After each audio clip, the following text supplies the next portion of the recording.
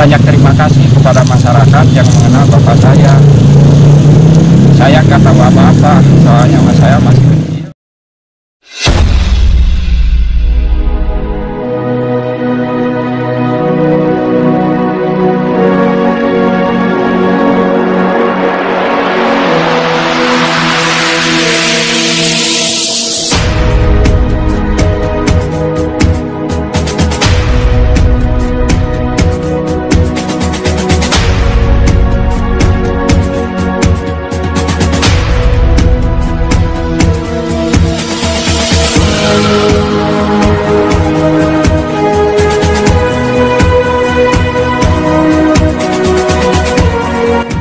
Assalamualaikum warahmatullahi wabarakatuh.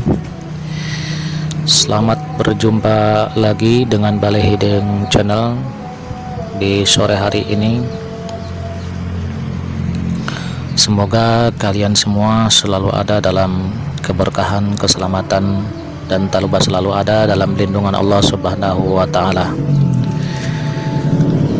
Pada bagian pertama daripada video pembangunan Tugu Kebulatan TK Rengas Dengklok ini, saya menampilkan 3 orang narasumber, diantaranya salah satu yaitu dari Jakarta, Haji Irham, seorang politikus Kabupaten Karawang. Yang kedua, Bapak Sarnata atau yang sering dipanggil Aki Badak dari instansi pekerjaan umum Rengas Dengklok. Ketiga yaitu putra dari almarhum Kapten Masrin Muhammad selaku pejuang peristiwa Rengas Dengklok itu sendiri. Dan kali ini saya mencoba untuk mengupas sedikit sejarah tentang pembangunan Tugu Kebulatan Rengas Dengklok ini. Tetapi sebelumnya alangkah lebih baiknya saya sedikit mengulas tentang almarhum Kapten Masrin. Almarhum Kapten Masrin Muhammad mempunyai 10 tanda jasa.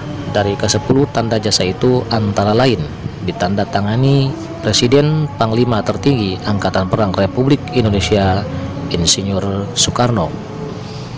Yang kedua dari Menteri Pertahanan Mr. Ali Sastro Amijoyo. Yang ketiga dari Menteri Pertahanan Insinyur Haji Juanda. Yang keempat dari Menteri Keamanan Nasional Abdul Haris Nasution, dan yang lainnya dari Dewan Harian Daerah Angkatan 45 Provinsi Jawa Barat. Namun semua itu, pemirsa, hanyalah kertas lembaran yang merupakan kenangan yang tidak dapat dinikmati secara lahiriah. Karena menurut almarhumah Siti Norma Tahir, istri daripada Kapten Masrin Muhammad, suaminya yaitu Kapten Masrin Hasan Muhammad mempunyai keberanian yang luar biasa sehingga diangkat menjadi penasehat peta dan menjadi pemimpin gerila Gunung Hejo serta pemimpin tentara Banteng yang kemudian dilebur menjadi BKR, Barisan Keamanan Rakyat. Jika perjuangan berhasil, atau dalam kata lain menang, itu pun tanpa harus memandang rendah lawan dialognya atau lawan bicaranya, selama memperjuangkan sesuatu untuk orang banyak tanpa menonjolkan jasa-jasa masa lalunya. Siapa yang tidak mengenal nama Rengas Dengklok? Di bangku sekolah mungkin pernah mempelajari dan mengetahuinya bahwa Bung Karno dan Bung Hatta diamankan. Sekali lagi, kata diamankan di sini mungkin kurang cocok atau malah ada yang mengatakan bahwa diculik. Saya perbaharui sedikit, di mana beliau Bung Karno dan Bung Hatta adalah sosok calon pemimpin bangsa. Maka dengan itu lebih cocok dikatakan bahwa bukan diamankan atau bukan diculik, tapi dijemput. Ya, nah pada waktu itu dijemput oleh tentara peta, tentara pemuda, dan pada waktu itu bergerak secara revolusioner mempertahankan tanah air, dan dia bawa ke Rengas Dengklok. Bahkan Adam Malik, mantan wakil presiden, dalam karangan menyebutkan bahwa Rengas Dengklok adalah daerah yang pertama menyebutkan kata merdeka, dan disebutkan pula bahwa Rengas Dengklok adalah kota lahirnya Republik Indonesia, dan di daerah inilah terhapusnya pendudukan Jepang yang pertama kali, serta di daerah inilah pula lah berlaku Undang-Undang Republik Indonesia. Dalam menghormati dan menghargai jasa pahlawan yang tulus lillahi ta'ala untuk menegakkan negara Republik Indonesia dan menemui penduduk yang benar-benar mengalami peristiwa bersejarah, bahkan orang-orang yang pernah melihat Bung Karno, Bung Hatta, Fatmawati dan bayinya Guntur dijemput oleh tentara peta. Menurut catatan kecil dari buku Aki Masrin ini, yaitu berdasarkan Cudan atau markas peta di Kampung Bojong Rengas Dengklok, tempat ini bersejarah. Maka utusan perundingan Saudara Muhammad Abdullah, Camat Rengas Dengklok, dan Saudara Sutadireja, Wadana Rengas Dengklok, merasa perlu membuat tugu kemerdekaan Republik Indonesia di tempat tersebut. Maka pada bulan Juni 1950 berdirilah panitia Tugu Kebulatan Tekad Rengas Dengklok dengan susunan pengurusnya sebagai berikut: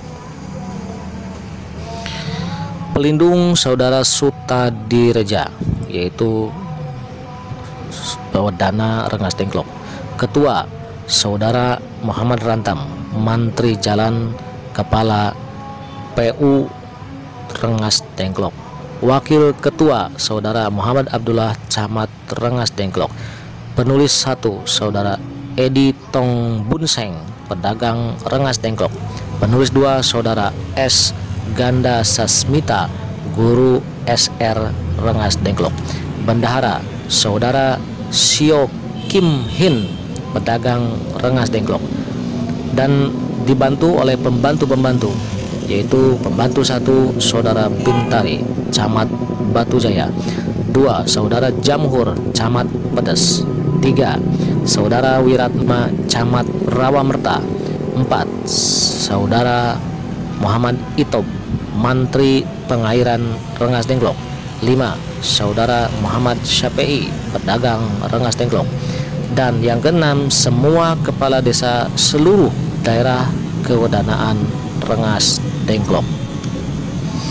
Kemudian untuk seksi perencana bentuk tugu dan pelaksanaannya, yaitu 1 Saudara Muhammad Rantam, 2 Saudara Muhammad Syafi'i, dan 3 Saudara Muhammad Itob.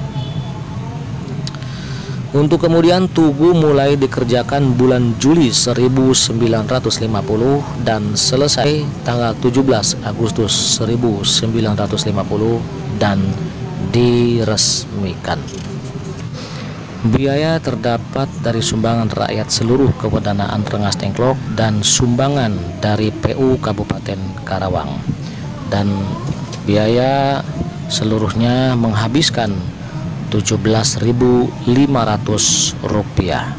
Sedangkan untuk bentuk dan arti dari Tugu Kebulatan Tekad Rengas Dengklok ini, yaitu A. Tundagan atau disebut tunggu atau tugu, artinya perjuangan bangsa Indonesia untuk mencapai kemerdekaan bertingkat-tingkat. B. Badan tugu segi 4, artinya dari bertingkat-tingkat kemudian menjadi satu. C.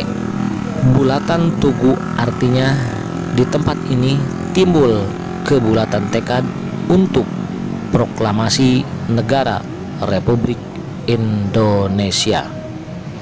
D. Kepalan tangan kiri, artinya memegang teguh kemerdekaan yang telah diproklamirkan.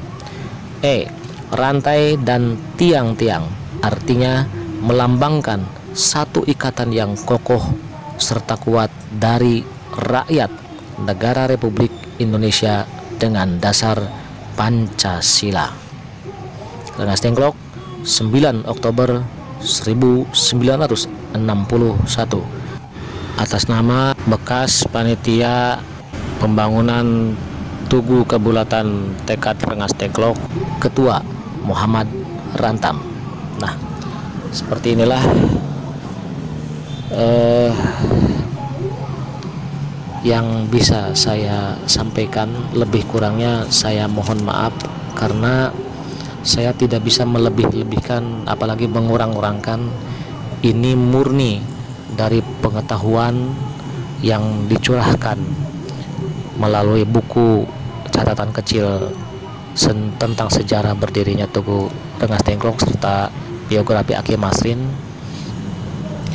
Kepada semua pihak, terutama Anda pendengar atau penonton video ini, saya memohon dengan sangat, jagalah kelestarian Tugu Kebulatan Tekad Rengas Dengklok ini, karena walaupun bagaimanapun bentuk dan keadaannya, kita harus tetap melestarikan warisan leluhur.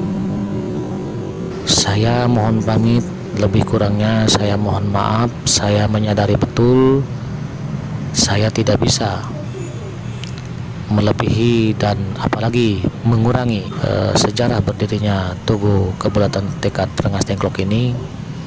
Saya juga memahami betul, saya menyadari betul, saya hanya manusia biasa yang tidak luput dari salah dan lupa. Saya mohon pamit. Wassalamualaikum warahmatullahi wabarakatuh.